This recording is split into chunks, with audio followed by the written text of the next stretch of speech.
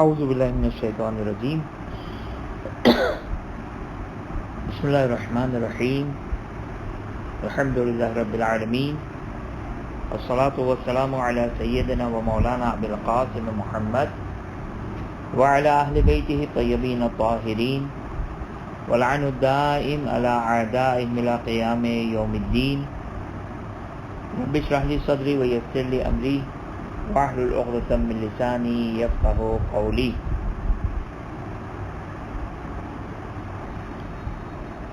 ہماری گفتگو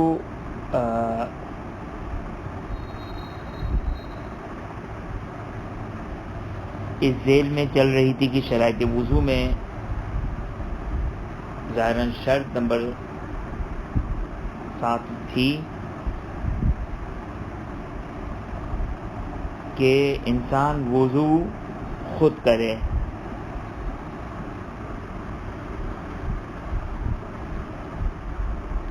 وضو جو وہ خود کرے، یہ ہماری گفتگو چل رہی تھی۔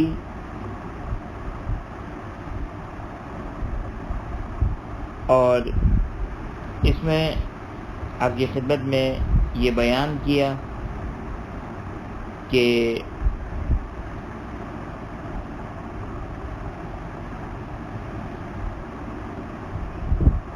پانچ چیزیں یہاں پر تصور کی جا سکتی ہے، یعنی 5 چیزیں ہیں جس میں سے 3 جو ہے وہ یہ نہیں کہلائے گا کہ کسی نے آپ کو وضو کروایا۔ 2 چیزیں ہیں، آپ خود وضو کریں۔ لیکن جتنے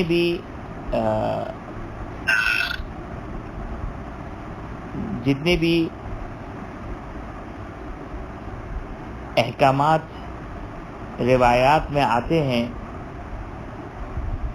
تو اس میں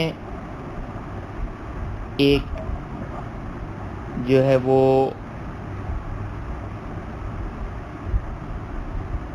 قسم یہ ہے کہ جب یہ کہا جائے کہ یہ کرو تو اس کا مطلب یہ کہ انسان خود کرے۔ جیسے جب یہ کہا جائے کہ نماز پڑھو تو یہ نہیں ہو سکتا کہ کسی کو کہہ دیا جائے کہ تم نماز پڑھ لو میری طرف سے، نہیں، بلکہ مباشرتاً کا مطلب ہے خود کرنا پڑے گا۔ بس چونکہ یہاں پر آیا فَاغْسِلُوا وُجُوهَكُمْ وَأَيْدِيَكُمْ، اپنے ہاتھوں اور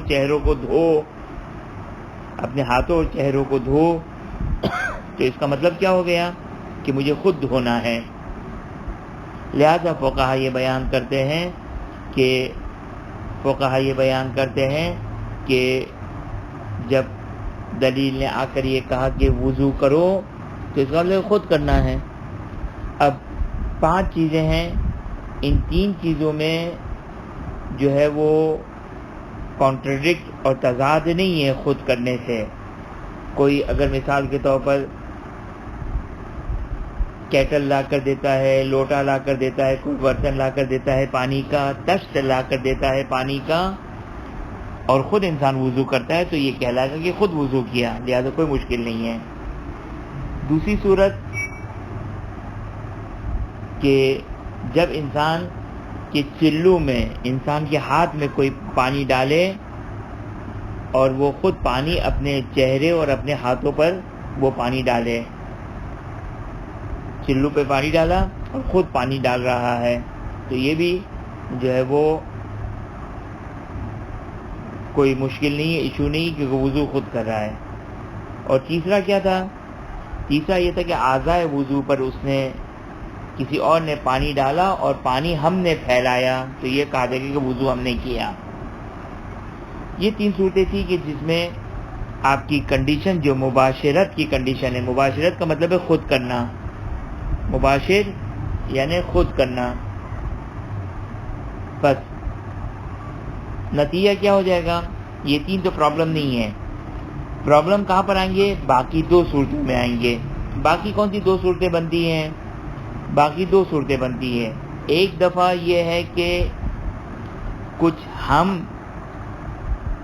یعنی مثلا ہم جو ہے وہ ہم بھی پانی پھیلا رہے ہیں اعضاء وضو پہ، اور غیر بھی پھیلا رہا ہے، غیر بھی مدد کر رہا ہے پانی پھیلانے میں، پانی پہنچانے میں.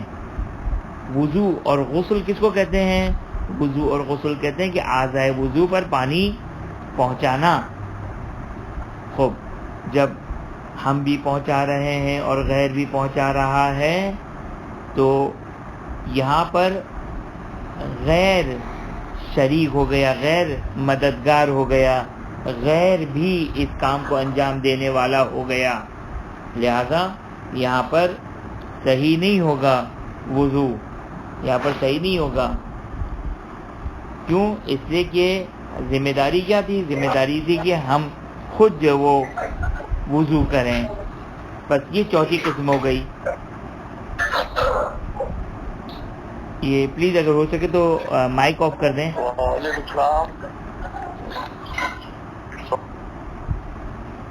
خوب توجہ کیا آپ نے کہ یہاں پر جو ہے وہ یہ جو چوتھی قسم ہے جس میں ہم بھی پانی پہنچا رہے اور غیر بھی پانی پہنچا رہا ہے، ہماری مدد کر رہا ہے، تو یہاں پر وضو باطل ہو جائے گا. اور 5ویں صورت یہ ہے کہ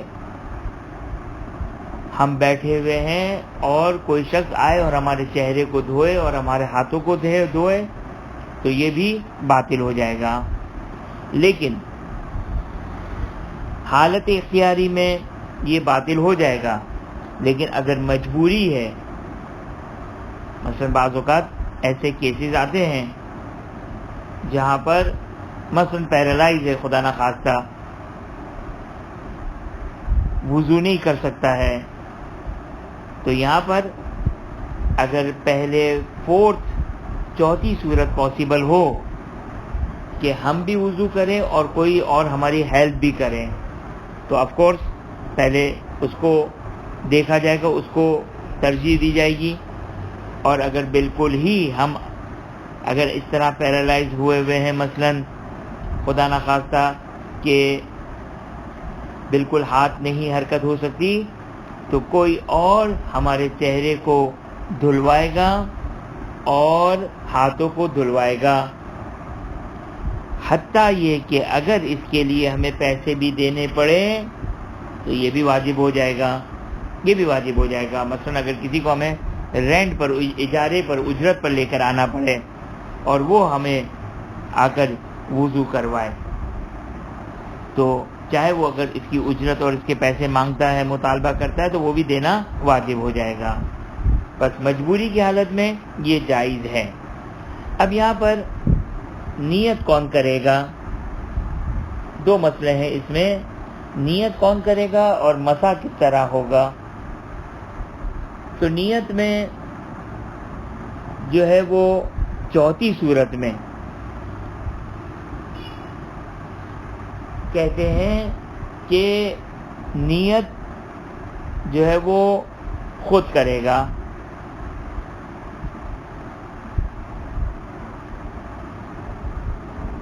چوتھی صورت میں نیت خود کرے گا. اور 5ویں صورت میں آگے سیستانی کہتے ہیں کہ خود بھی کرے احتیاط واجب کی بنا پر، اور جو کروا رہا ہے وہ بھی نیت کرے.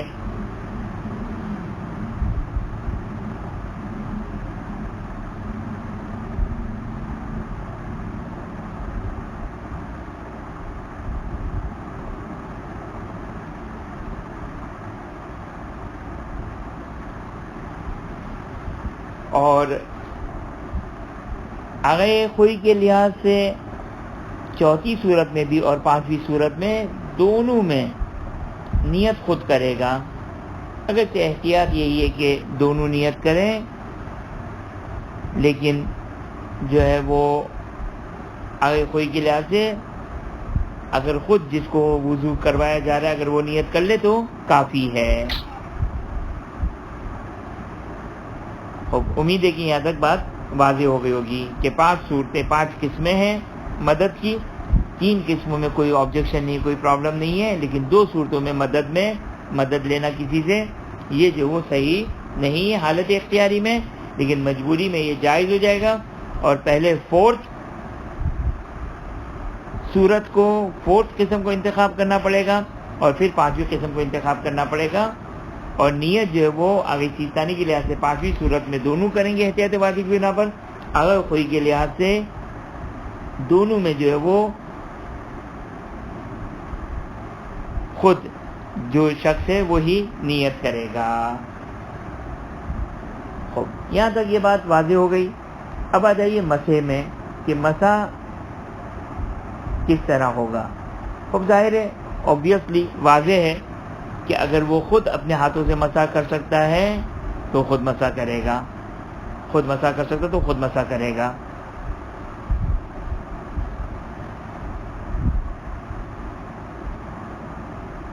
لیکن اگر وہ خود مسح نہیں کر سکتا ہے تو پھر فرسٹ اسٹیپ یہ ہے کہ وہ جو شخص مددگار ہے وہ اس کا ہاتھ پکڑے گا.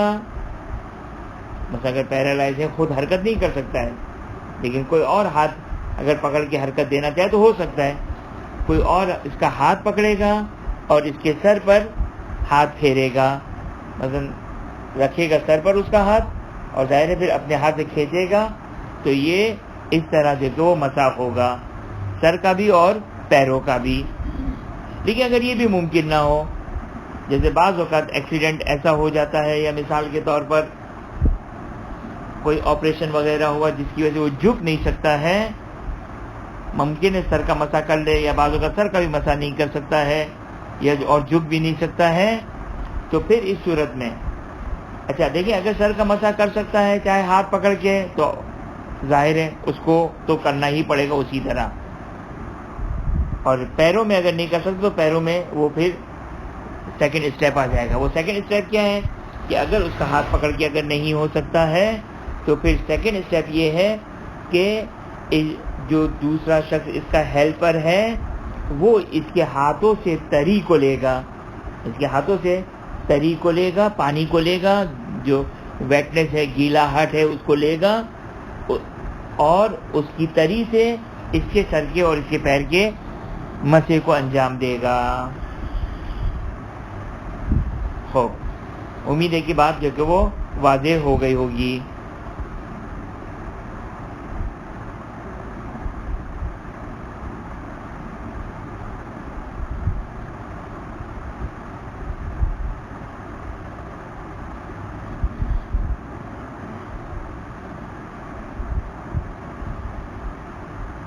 اب یہاں تک کیونکہ ہم نے عروہ سے مدد لے کر اس مسئلے کو یہاں پر بیان کیا, اور تقریباً جو وہ مسئلہ جو منہاج میں تھا وہ کور ہو گیا, بلکہ اس کے ساتھ ایکسٹرا کچھ پوائنٹس بھی کور ہو گئے. تو یہ ظاہراً 7ویں شرط تھی.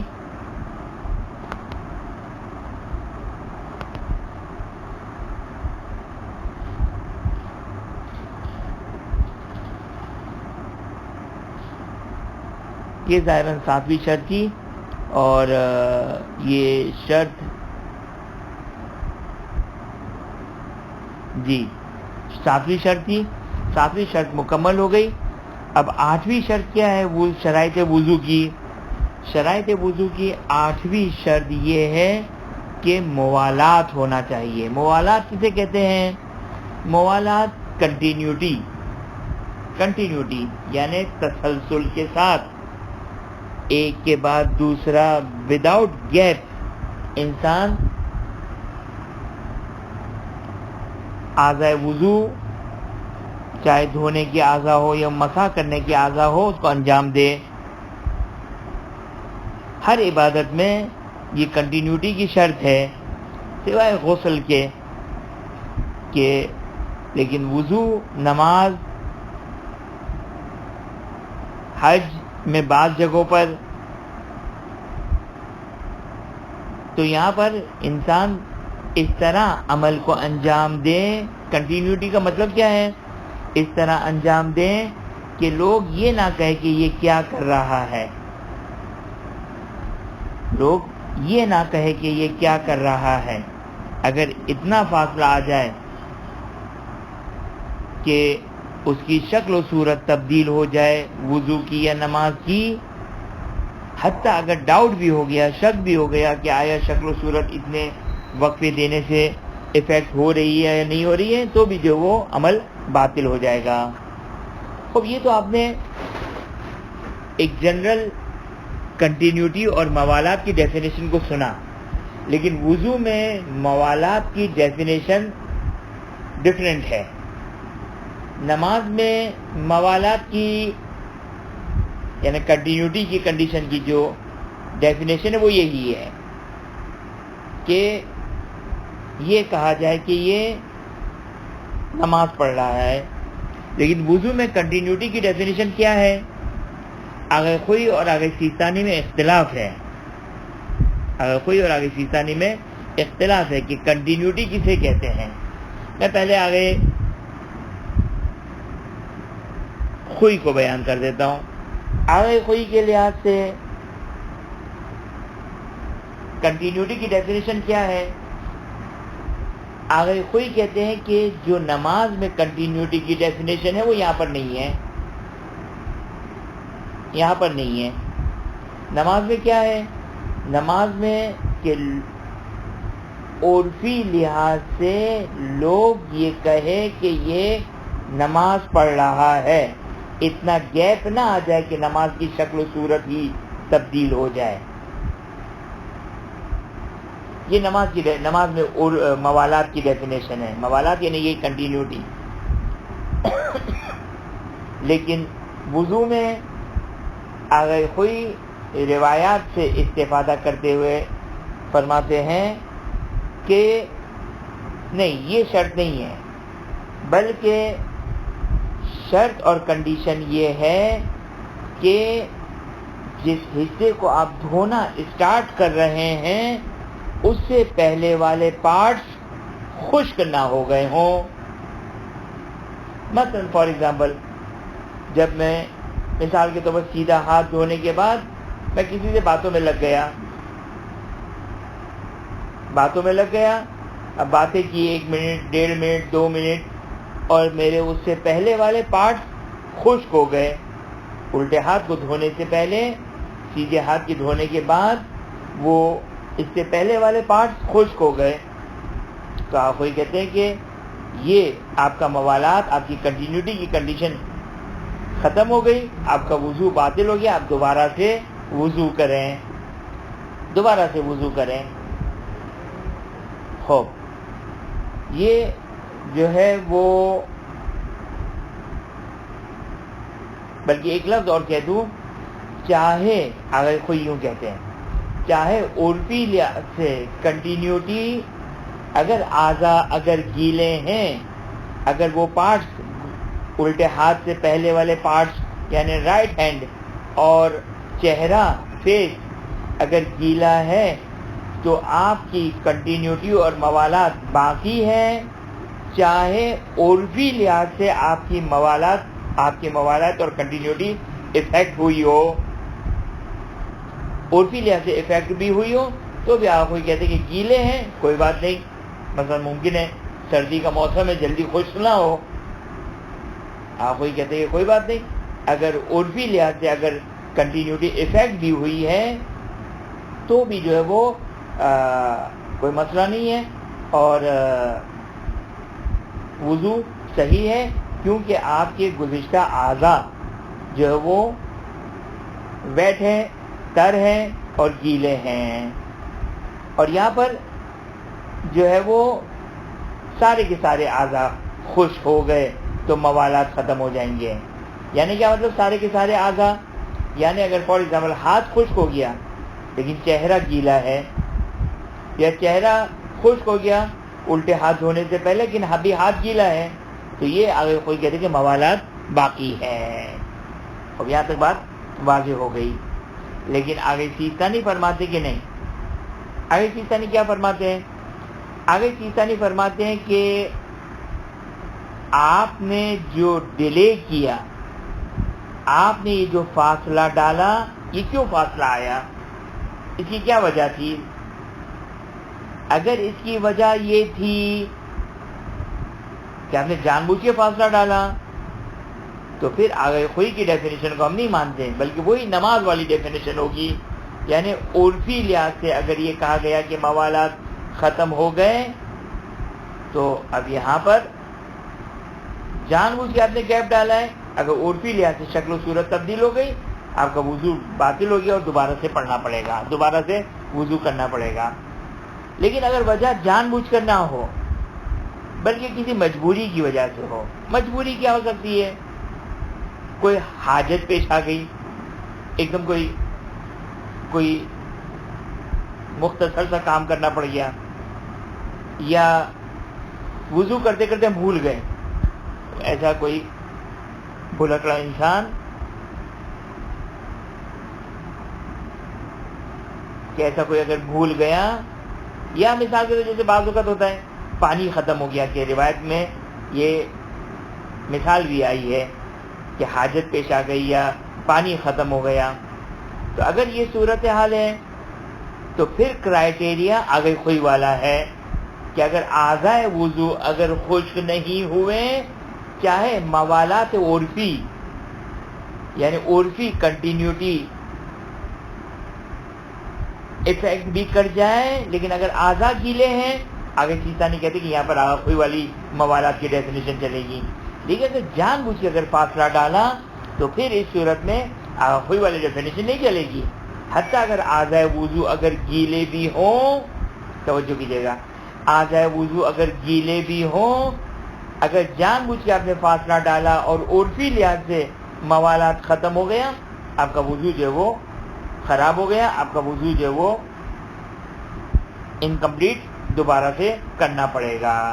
اب اس کو مجازن ہم کہتے ہیں کہ وضو باطل ہے، وضو تو ابھی کیا ہی نہیں تو باطل کہاں سے ہوگا، لیکن ہم مجازن کہہ رہے ہیں تاکہ بات سمجھانے کے لیے کہ اس کا وضو باطل ہو جائے گا. خوب یہاں تک یہ بات واضح ہو گئی انشاءاللہ العزیز. خوب اب ایک نکتہ اور دیکھیں. کبھی کبھار کیا ہوتا ہے، کبھی کبھار یہ ہوتا ہے کہ ہوا گرم ہے، یا انسان کو بخار ہے، یا تیز ہوا چل رہی ہے، اور اس کی وجہ سے اعضائے وضو جلدی خشک ہو گئے. اس طرح خشک ہو گئے کہ سارے اعضاء خشک ہو گئے، لیکن اس سے موالات عرفی میں کوئی پرابلم نہیں کی تھی، عرفی لحاظ سے کنٹینیوٹی چل رہی تھی. توجہ کیا، دیکھیں عرفی لحاظ سے کنٹینیوٹی چل رہی تھی، لیکن ہوا اتنی گرم ہے کہ چہرہ دھویا خشک ہو گیا، ہاتھ دھونا شروع کیا خشک ہو گیا. ہم بغیر اسٹاپ، بغیر وقفے، بغیر کسی گیپ کے، فاصلے کے ہم وضو کر رہے تھے، لیکن ہوا گرم ہونے کی وجہ سے فوراً اعضاء خشک ہو گئے. اب کیا کریں؟ بالخصوص آ گئے کوئی. اور یہاں پر دونوں حضرات یہ فرماتے ہیں کہ نہیں، کیونکہ موالات عرفی اپنی جگہ پر باقی ہیں تو اب یہاں پر جو ہے وہ کوئی مسئلہ نہیں ہے، وضو جو وہ صحیح ہے، چاہے اعضائے وضو خشک ہو گئے ہوں. بس نتیجہ سن لیں آگے خوئی اور آگے خوئی کے لحاظ سے نتیجہ کیا ہے. آگے خوئی کا کہتے ہیں کہ نتیجہ یہ ہے کہ ہمارے لحاظ سے موالات میں کوئی ایک کنڈیشن بھی فلفل ہو رہی ہو کافی ہے، یا اعضاء گیلے ہیں تو بھی موالات باقی ہیں، چاہے اعضاء خشک ہو گئے ہوں لیکن عرفی موالات ہیں تو بھی موالات کافی ہیں. صحیح. لیکن آگے چیزانی کے لحاظ سے فرسٹ اٹیمپٹ میں تو یعنی جان بوجھ کر تو آپ موالات اور گیپ نہیں ڈال سکتے ہیں، اور اگر عرفی لحاظ سے موالات ختم ہو گئے تو چاہے اعضائے وضو گیلے بھی ہوں تو بھی جو کہ وہ وضو باطل ہو جائے گا، وضو نامکمل رہے گا، دوبارہ سے کرنا پڑے گا. لیکن اگر جو ہے وہ اگر مثلا بھول گئے یا پانی ختم ہو گیا تو پھر اس صورت میں اعضائے وضو کرائیٹیریا ہے، اعضائے وضو کرائیٹیریا ہے. لہذا آگے چیستانی کی لحاظ سے سوال، مثال کے طور پر پانی ختم ہو گیا توجہ سے جواب دیجیے گا اپنے آپ کو.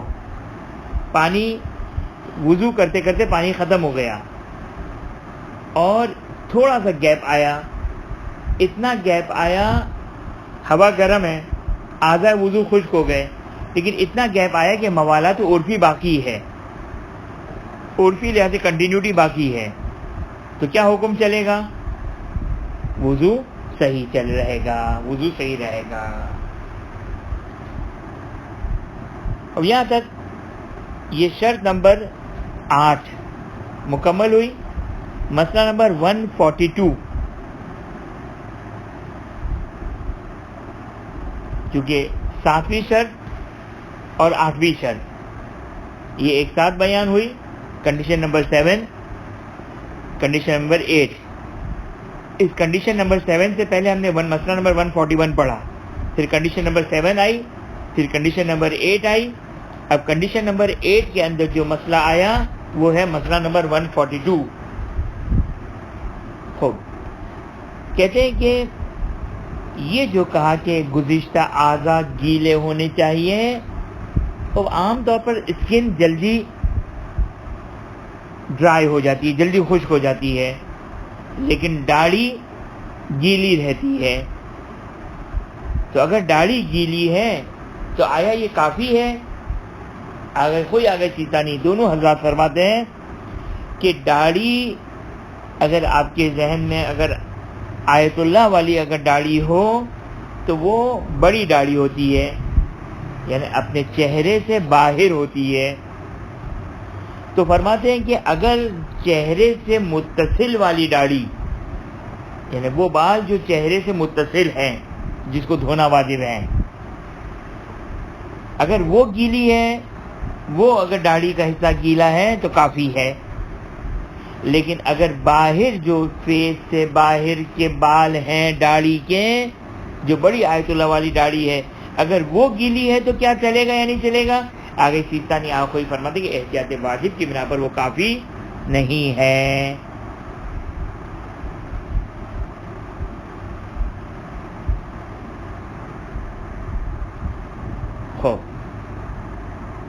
شرط نمبر 9 نویں شرط, اور یہ منہاج الصالحین میں ایک پرابلم کہہ سکتے ہیں کہ منہاج الصالحین میں فقط یہ 9 شرطوں کو بیان کیا ہے, جبکہ توضیح المسائل عروۃ الوثقی اس میں زیادہ شرائط کو بیان کیا گیا ہے. لیکن بہرحال ابھی ہم فی الحال عروۃ الوثقی پڑھ رہے ہیں, لہٰذا اسی پر اکتفا کریں گے. یہ 9ویں شرط وہ کیا ہے؟ وہ یہ کہ اعضائے وضو میں ترتیب کا خیال رکھنا ضروری ہے.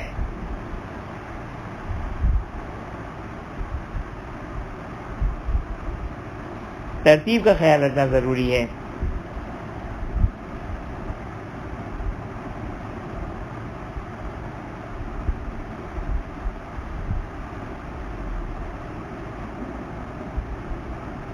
اچھا,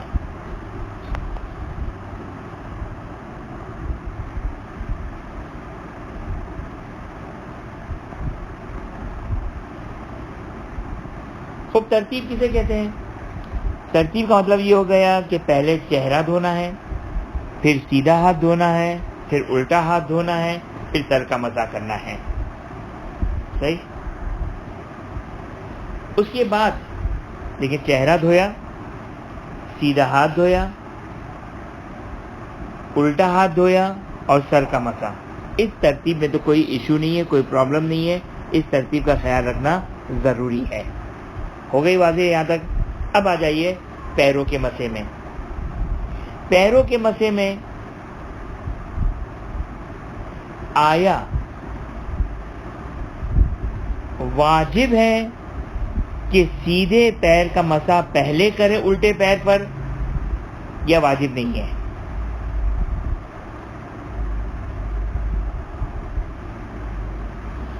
آگے خوئی کہتے ہیں کہ احتیاط واجب یہ ہے کہ سیدھا پیر پہلے مسح کریں پھر الٹا پیر کریں.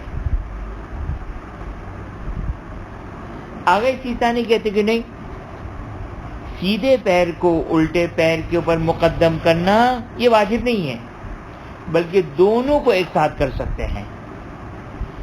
لیکن آگے سیستانی کہتے کہ ہاں خبردار یہ کوئی نہ کرے کہ الٹے پیر کو سیدھے پیر پر مقدم کریں. بس 3 چیزیں ہو گئی، غور سے سنیں، 3 چیزیں ہو گئی. نمبر 1 پہلے سیدھے پیر کو کیا پھر الٹے پیر کو کیا. نمبر 2 دونوں کو ساتھ کیا. نمبر 3 پہلے الٹے کو کیا پھر سیدھے کو کیا. تو پہلا تو بالکل صحیح ہے. دوسرا صحیح ہے صحیح نہیں ہے؟ اگر کوئی کہتے احتیاط واجب ہے، اور اگر سیستانی کہتے کہ نہیں وہ بھی صحیح ہے کہ دونوں ایک ساتھ پیروں کا مسح کر سکتے ہیں، دونوں پیروں کا مسح ایک ساتھ کر سکتے ہیں. لیکن جو تیسری سچویشن ہے وہ تو سب کے نزدیک باطل ہے، یعنی آپ اگر سیستانی کے لحاظ سے باطل کہ پہلے الٹے پیر کو کریں پھر سیدھے پیر کو کریں.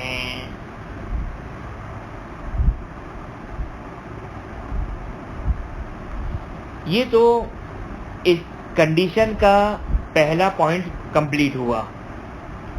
پوائنٹ نمبر 2 کیا ہے؟ پوائنٹ نمبر 2 یہ ہے کہ جس طرح ہر پارٹ، چہرہ 1 part, right hand 2nd part, left hand 3rd part, جس طرح ہر پارٹ میں ترتیب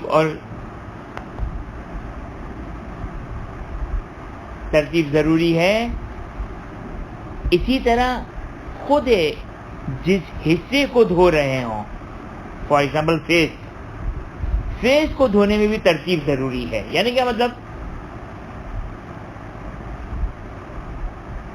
یعنی پہلے اوپر کا حصہ دھوئیں، پھر اس کے نیچے کا حصہ دھوئیں، پھر اس کے نیچے کا حصہ دھوئیں، پھر اس کے نیچے کا حصہ دھوئیں، یعنی اوپر سے نیچے کا خیال رکھتے ہوئے، جس کی تفصیل بیان ہوئی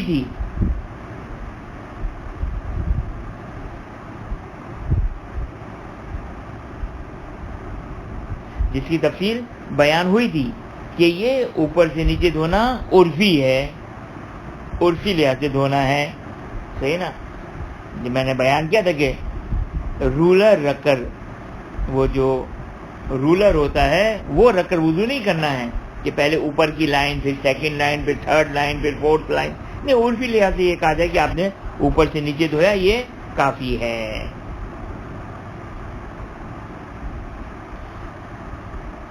یہ ہو گیا اس کنڈیشن کی دوسرا پوائنٹ.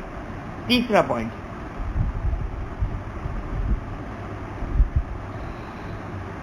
اگر کوئی شخص ترتیب اشتباہاً غلط کر جائے، جیسے میں مثال دوں آپ کی خدمت میں، کسی مجبوری بھول کر انسان کی ترتیب غلط ہو جائے، اور کبھی کبھار ہوتا بھی ہے.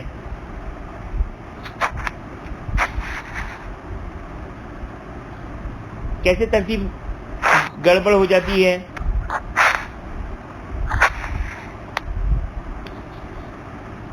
کیسے گڑبڑ ہو جاتی ہے کبھی کبھار ترتیب میں؟ مثلا کسی نے چہرہ دھویا اور سیدھے ہاتھ کے بجائے الٹا ہاتھ دھونا شروع کر دیا. اب الٹا ہاتھ دھو لینے کے بعد اسے یاد ہے کہ ارے میں نے تو سیدھا ہاتھ دھویا ہی نہیں ہے. اب یہ ترتیب گڑبڑ ہو گئی نا، ترتیب چینج ہو گئی. آپ کو سیدھا ہاتھ دھونا تھا پھر الٹا ہاتھ دھونا تھا، آپ پہلے الٹا ہاتھ دھو چکے ہیں. تو اب یہاں پر کیا ہوگا؟ تو فرماتے ہیں کہ کوئی مسئلہ نہیں ہے. اگر موالات ختم نہیں ہوئے، اب دیکھیں بہت سمپل، موالات کس کو کہتے ہیں؟ اس کی ڈیفینیشن اوپر گزر گئی.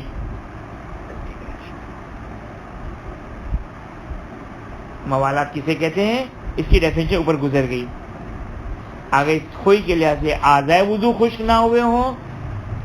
اور سوال آگے سیستانی کے لحاظ سے یہاں کون سی ڈیفینیشن چلے گی؟ عرفی والی چلے گی یا اعضا والی چلے گی؟ اعضا خشک نہ ہوئے ہوں. اور معلوم ہے کہ چونکہ یہاں پر بھول سے ہو گیا، جان بوجھ کر نہیں کیا ہے، لہذا خشک والی چلے گی، وہی آخوئی والی ڈیفینیشن چلے گی. جو جان بوجھ کر تو نہیں کی یہ مسٹیک.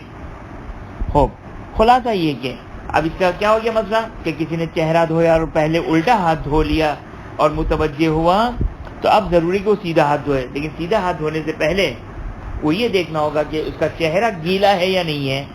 اگر چہرہ خشک ہو چکا ہے تو اس کا مطلب کہ موالات ختم ہو گئے اور اس کا وضو جو ہے وہ دوبارہ سے کرنا پڑے گا. لیکن اگر چہرہ گیلا ہے تو کوئی مسئلہ نہیں ہے, اس کا وضو جو وہ موالات باقی ہے, لہذا وہ سیدھا ہاتھ دھوئے, پھر اس کے بعد الٹا ہاتھ دھوئے, سر کا مسح کرے, پیروں کا مسح کرے, اور بات جو وہ ختم ہو جائے گی.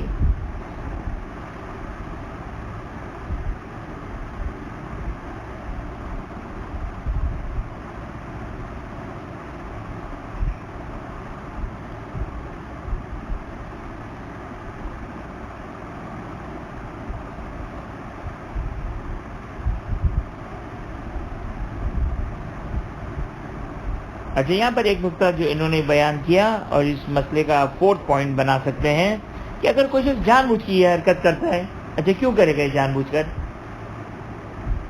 پتہ نہیں کیوں کرے گا, لیکن اگر جان بوجھ کر کرتا ہے, یعنی اس نے چہرہ دھویا اور جان بوجھ کے الٹا ہاتھ دھویا, تو اگر خالی الٹے ہاتھ میں اس نے وضو کی نیت سے اس کو دھویا اور چہرہ قربت اللہ دھویا, تو زیادہ سے زیادہ اس کو الٹا ہاتھ پہلے جان بوجھ کر قربت کی نیت سے دھونے کا بدعت کا گناہ مل سکتا ہے. لیکن اگر موالات فوت نہیں ہوئے, موالات ختم نہیں ہوئے اور سیدھے ہاتھ کو دھو لے تو پھر اس کا دیکھو وضو جو کو صحیح رہے گا. لیکن اگر چہرے کو اس نیت سے دھو رہا ہے کہ میں وہ وضو کروں گا جس میں پہلے الٹا ہاتھ دھویا جاتا ہے, اور اس ارادے سے وہ اس نیت سے وہ چہرہ دھو رہا ہے, تو یہ بدعت ہو جائے گی اور وضو جو کہ وہ از اول جو کو باطل ہی شمار کیا جائے گا, چاہے موالات ختم ہوئے ہوں چاہے نہ ہوئے ہوں. خوب, یہاں تک شرائط وضو جو منہاج الصالحین کی شرائط وضو تھی وہ ختم ہو گئی. اب اس کے بعد کچھ جو ہے وہ مسائل جو وضو سے ریلیٹڈ ہیں, اس کا نام ہے اس ٹاپک کا احکام خلل. خلل یعنی کسی قسم کی کوئی وضو میں کوئی پرابلم کریٹ ہو گئی, خلل واقع ہو گیا وضو میں, اس کے احکامات ہیں. مسئلہ نمبر 143. مسئلہ نمبر 143 یہ ایک قانون ہے, ایک رول ہے جو شاید ہم نے پہلے بھی بیان کیا تھا. اس رول کا نام کیا ہے؟ اس رول کا نام ہے استصحاب. الف سین تے صاد ہے الف, استصحاب اور بے, استصحاب. استصحاب کا مطلب کیا ہوتا ہے؟ استصحاب کا مطلب ہوتا ہے, خوب ابھی ہم اس مسئلے کو پڑھتے ہیں تو استصحاب واضح ہو جائے گا. کہ مسئلہ نمبر 143, اس کے 2 پوائنٹس ہیں. پوائنٹ نمبر 1, ایک شخص کو یقین ہے کہ مجھ سے حدث سرزد ہوا تھا. حدث کا مطلب کیا ہوتا ہے؟ وہ کام جس سے وضو ٹوٹ جاتا ہو, جیسے سو جانا, واش روم جانا, یہ حدث, اس کو کہتے ہیں حدث سرزد ہو جانا. یعنی اگر کوئی شخص سو گیا تو یہ حدث سرزد ہو گیا, اگر کوئی واش روم گیا اور رفع حاجت انجام دی تو یہ حدث سرزد ہو گیا. خوب, اگر کسی کو یقین ہے کہ مجھ سے حدث تو سرزد ہوئی تھی, مثلا 10 بجے اس کو یہ معلوم ہے کہ میں رات بھر سو کے اٹھاؤں یا اذان نماز فجر پڑھنے کے بعد میں سو گیا تھا, تو حدث سرزد ہوا ہے. لیکن شک ہے کہ میں نے آیا وضو کیا یا نہیں کیا, شک ہے کہ میں نے وضو کیا یا نہیں کیا, تو اس صورت میں وہ وضو کرے گا. اس کو کہتے ہیں قاعدہ استصحاب. استصحاب کا مطلب کیا ہو گیا کہ استصحاب کی ڈیفینیشن یہ ہے کہ جب کسی چیز کے بارے میں یقین ہو اور شک ہو کہ وہ چیز ختم ہوئی یا نہیں, تو اس یقین سابق کو, گزشتہ یقین کو لے کر آ جانا, اس کو کہتے ہیں استصحاب. کیونکہ حدث سرزد ہونے کا, باطنی نجاست ہونے کا یقین ہے اور شک ہے کہ وہ باطنی نجاست دور ہوئی یا نہیں ہوئی وضو کے ذریعے سے, وہ شک ہے. تو یقین کس چیز کے اوپر تھا؟ حدث سرزد ہونے کا. وضو کیا یا نہیں کیا اس میں شک ہے، لہذا ابھی بھی اپنے آپ کو محدث سمجھے گا اور اپنے آپ کو نجس سمجھے گا اور اپنے آپ کو بغیر وضو کے سمجھے گا۔ اسی طرح اگر کسی کو گمان ہے، یقین، گمان کسے کہتے ہیں؟ یہ بھی شاید میرا خیال ہے میں نے ایک لیکچر میں بیان کیا تھا۔ یقین کی ڈیفینیشن بتائی تھی، گمان کی ڈیفینیشن بتائی تھی، گمان یا زوائن نون ظن، گمان یا ظن، شک اور احتمال، ان سب کی ڈیفینیشن میں نے بتائی تھی۔ خوب، اگر کسی کو گمان ہے کہ میں نے وضو کر لیا تھا، کسی کو گمان ہے کہ میں نے وضو کر لیا تھا،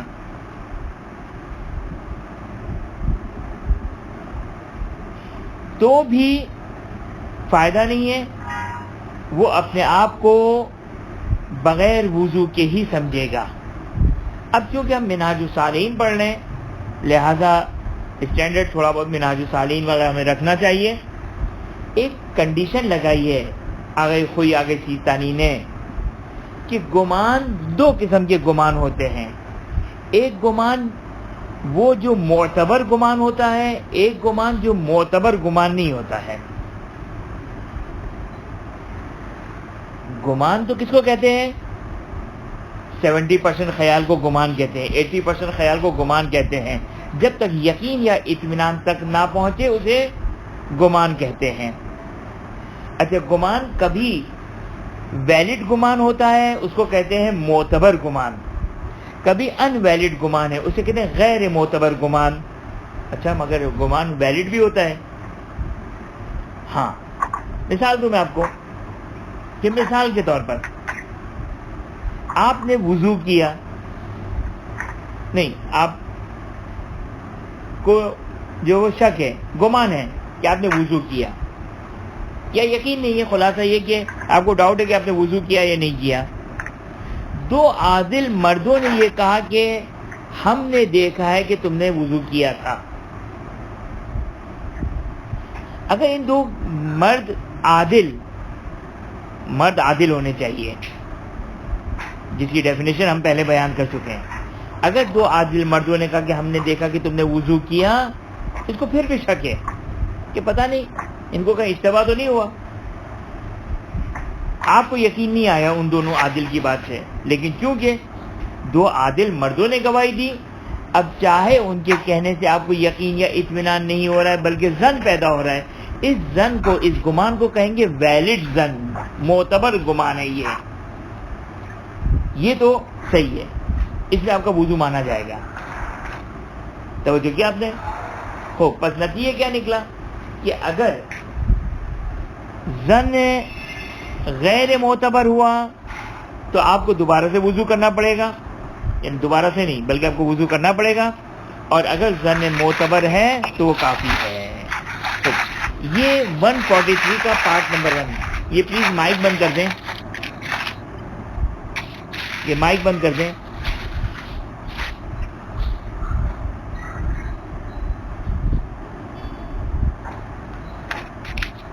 خوب،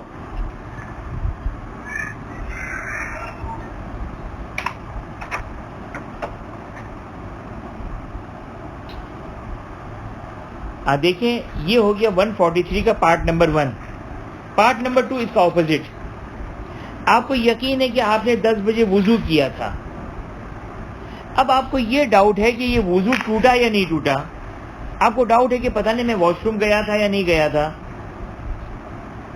12:30 1 بجے آپ مصلی پر کھڑے ہوئے کہ نماز ظہر پڑھوں، یہ یاد ہے کہ 10 بجے وضو کیا تھا، اب ڈاؤٹ ہو رہا ہے کہ پتہ نہیں میں نے واش روم گیا تھا یا نہیں گیا تھا، وضو ٹوٹا یا نہیں ٹوٹا۔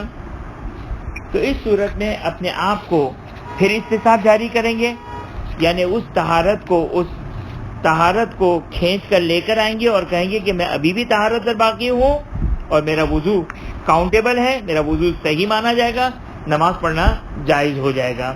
چاہے آپ کو گمان ہو کہ حدث سرزد ہو گیا تھا، گمان ہے کہ وضو ٹوٹ گیا تھا، گمان کون سا گمان؟ گمان غیر معتبر، لیکن یقین نہیں ہے، گمان غیر معتبر ہے کہ وضو ٹوٹ گیا تھا، حدث سرزد ہو گیا تھا، پھر بھی اپنے آپ کو باوضو سمجھے اور یہ وضو جو ہے وہ یعنی ویلڈ مانا جائے گا، چاہے آپ کو 70%، 80%، 85%، 90% ایسا لگ رہا ہے کہ نہیں شاید وضو ٹوٹ گیا تھا، لیکن یقین یا اطمینان نہیں ہے، ظن ہے، گمان غیر معتبر ہے، آپ اپنے آپ کو باوضو سمجھے.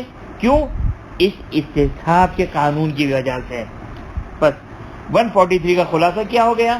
143 کا خلاصہ یہ ہو گیا کہ اگر مثلا حدث سرزد ہوا تھا یقینی طور پر، شک ہے کہ طہارت حاصل کی یا نہیں کی، وضو کیا یا نہیں کیا، تو اپنے آپ کو محدث سمجھے، اپنے آپ کو بلا وضو بغیر وضو والا سمجھے، اپنے آپ کو نجس سمجھے اور وضو کریں. سچویشن نمبر 2 کہ اگر پہلے وضو کیا تھا یقینی طور پر، شک ہے کہ ٹوٹا یا نہیں ٹوٹا، تو چاہے گمان ہو کہ ٹوٹ چکا ہے پھر بھی اپنے شک کی پرواہ نہ کرے، اپنے گمان کی پرواہ نہ کرے، اور یہ سمجھے کہ انشاءاللہ العزیز میرا وضو نہیں ٹوٹا، اور اپنے آپ کو باوضو سمجھ سکتا ہے. وصلی اللہ علی محمد وآلہ الطیبین الطاہرین.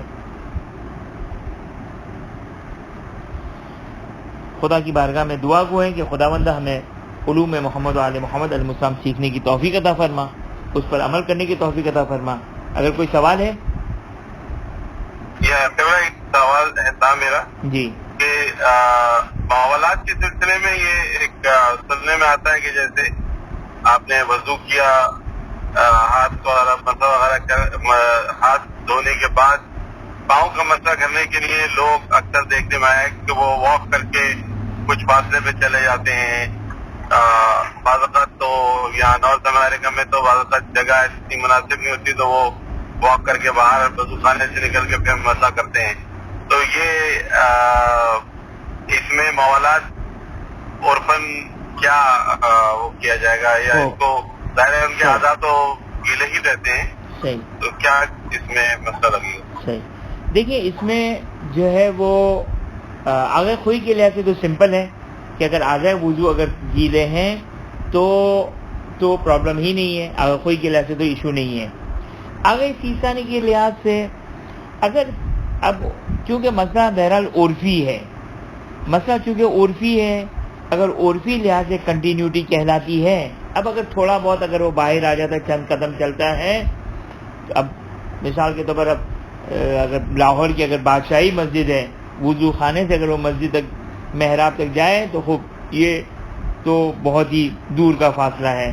یا مثال 2-4 کمرے جو کہ وہ 2-4 کمرے اگر وہ ادھر ادھر جاتا ہے، لیکن اگر مثال واش روم سے نکلتا ہے اور ایک کمرے میں آتا ہے، اور بہرحال اگر عرفی طور پر اب چونکہ یہ مسئلہ کرائٹیریا عرف کا ہے، عرف یہ کہتا ہے کہ نہیں یہ وضو ہی کر رہا ہے، وضو کے درمیان ایسا نہیں کہ اس کی شکل و صورت تبدیل ہو گئی، اس وضو کی شکل و صورت تبدیل ہو گئی. اگر ایسی صورتحال پیش اگر عرفاً نہیں کہلاتی ہے تو پھر اس صورت میں جو کہ وہ موالات جو وہ باقی رہیں گے. لیکن ایک چیز آپ کی خدمت میں عرض کر دوں کہ یہ آپ عرف سے پوچھیں گے، یعنی عرف آپ بھی خود عرف کا حصہ ہے، آپ خود بھی ڈیسائیڈ کر سکتے ہیں. لیکن اگر واقعی اگر ڈاؤٹ ہو گیا، اگر آپ وسواسی نہیں ہو، اگر واقعی ڈاؤٹ ہو گیا کہ آیا موالات ختم ہوئے یا نہیں ہوئے، تو پھر اس صورت میں جو ہے وہ شک کی صورت میں بھی یہ سمجھا جائے گا کہ موالات باقی نہیں ہیں. بس بہرحال یہ مسئلہ عرفی ہے، بعض موقع پر انسان ڈیسائیڈ کر پاتا ہے، بعض موقع پر انسان ڈیسائیڈ نہیں کر پاتا ہے. اچھا یہ میرا تو جواب ہو گیا، لیکن کچھ لوگوں نے ہاتھ ریز کیے ہوئے تو ان کو شاید سوال ہے. جی بالکل. جی فرمائیے. السلام علیکم. وعلیکم السلام. جو آپ آخری وقت میں بتا رہے تھے کہ جو شک کی بنیاد کے اوپر آپ کو اگر کہ بھائی وضو ٹوٹا ہے کہ نہیں ٹوٹا، وہ دراصل میرے لیے لاسٹ پارٹ 2 منٹ کا تھا، وہ دراصل کنفیوز ہے کہ وہ ہم وضو سمجھیں کہ وضو نہ سمجھیں. دوبارہ سے ریپیٹ کر دیتا ہوں، میں دوبارہ سے ریپیٹ کر دیتا ہوں. دیکھیں اس میں ایک دفعہ یہ ہے کہ کنفرم میں نے 10 بجے واش روم گیا تھا، جب میں مصلی پر نماز پڑھنے کے لیے کھڑا ہوا تو مجھے یہ شک ہو رہا ہے کہ میں نے وضو کیا یا نہیں کیا. اچھا عام طور پر یہ کب ہوتا ہے؟ میں تھوڑی سی اور مزید اس کی ایگزامپل دے دوں تو بات واضح ہو جائے گی. کہ مثلا میں نے جو ہے وہ 10 بجے واش روم گیا، میری عادت ہے کہ میں ہمیشہ واش روم جاتا ہوں فوری وضو کرتا ہوں. اب میں 10 بجے واش روم گیا تھا، اب گمان ایسا لگ رہا ہے کہ میں نے وضو کر لیا، لیکن شیور نہیں ہوں، میں مطمئن نہیں ہوں. تو اب گزشتہ حالت کیا تھی یقینی کہ میں حالت نجاست میں تھا، وضو کے بارے میں ڈاؤٹ ہے، تو اپنے آپ کو حالت نجاست میں ہی کاؤنٹ کروں گا اور دوبارہ سے وضو کرنا پڑے گا. لیکن سچویشن اگر چینج ہو جائے کہ یقین ہے کہ میں 10 بجے صبح 10 بجے میں نے وضو کیا تھا اور 1 بجے میں مصلی پر جیسے ہی کھڑا ہوا، اب مجھے شک ہو رہا ہے کہ میں واش روم گیا یا نہیں گیا، یا میرا وضو ٹوٹا یا نہیں ٹوٹا. اب مجھے بالکل یاد نہیں آ رہا ہے، بالکل یاد نہیں آ رہا ہے. ایسا لگ رہا ہے کہ شاید واش روم گیا تھا، ایسا لگ رہا ہے کہ شاید جو ہے وہ میرا وضو جو ہے وہ ٹوٹ گیا، لیکن شیور نہیں ہوں میں. تو اس صورت میں اپنے آپ کو باوضو سمجھوں گا، کیونکہ گزشتہ حالت باوضو کی تھی، گزشتہ حالت باوضو کی تھی، لہذا اپنے آپ کو باوضو ہی سمجھوں گا. واضح کلیئر ہے؟